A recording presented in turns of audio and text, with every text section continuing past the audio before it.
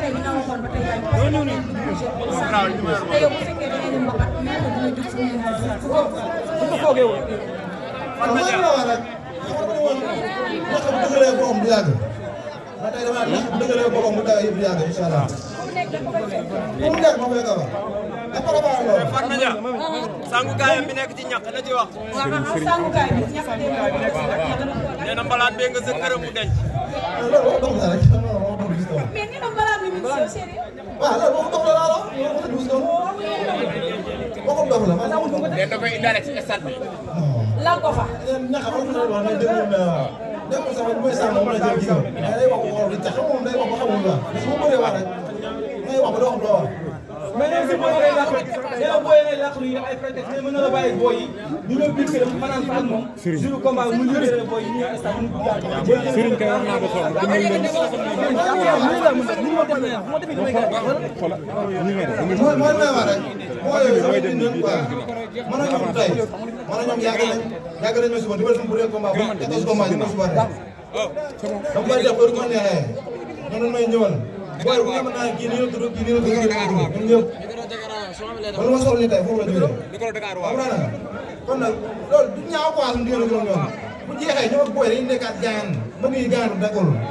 waaw noonu la demee nañ ñëw rek moom 2012 woon man maa ngi nii yàgguma xale laa boobu léegi demul dikkul dama may ma jàll dem quoi man ni ma yaakaar dama bëree naa ma dàq bëre fuuf ku daal xeex naa ma dàq xeex kuy daan maa daan incha allah gërëm lu ñëw fii xam nga dof doflu rabe lu ñëw daan incha allah kii bëree ki tëgg combat bi xale la yow nga nekk xale muy Baba Diaw jël xaalisam investir ko lan ngay wax say supporters ak tamit ban message nga koy jox nekk suñu première fois tëgg sa combat comme Baba Diaw. waaw Baba ñoo ngi koy ñaanal jàmm quoi Baba moom jig nañu donc xam nga ñoo ngi koy ñaanal jàmm di ñaanal bis bi yàlla na réussir si jàmm di ñaanal yàlla na ma jig comme nu ma jigee woon parce que tamit dëggal nañu moo njëkk a dëggal grand combat mu neex trop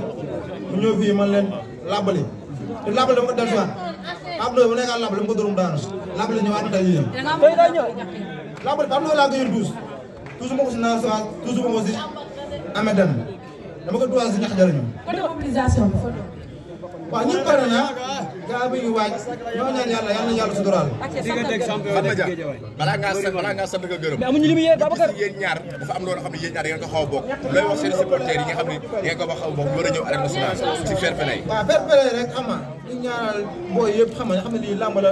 te da fii la yem quoi Sénégal ñax ma ne woon du ay noonu ñax nit la ku baax la xam nga peut-être làmb ji moo demee nii dépense yu rek mais xam nga nit la wax dëgg yàlla ñu ngi ko ñaanal jàmm nag di ñaan suñu bopp jàmm waaw di ñaan dimanche yàlla dara teewul ñu koy ñaan di ko daw di làq si moom yàlla may ndam